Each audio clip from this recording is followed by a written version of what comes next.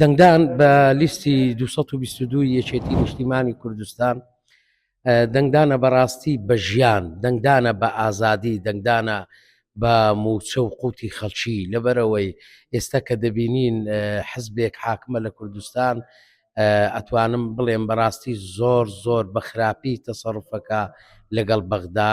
ئەمە چارەسەرمان لە بەغدایە، وەکو کورد چارەسەری کێشەی کورد لە بەغدایە. ئەمڕۆژ کە حزبی حاکم لە کوردستان تەعاملی مەسئولیەتەکە لەگەڵ بەغدا، زۆر بە ئەتوانم بڵێم بە خراپی تەسەڕف ئەکا.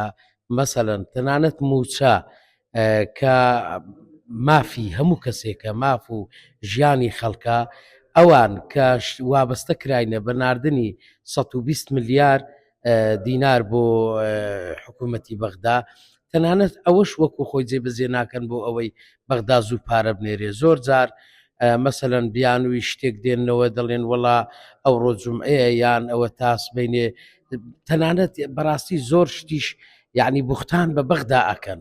بەغدا لە کاتێکدا ئامادەیە ئەڵێ کاکەوە سیستەمە من دامناوە تۆ 120 ملیارەکە بنێرە، منیش بۆ چە دووەنێرم، بەڵام ئەوان ئەوەش جێبەجێ ناکەن.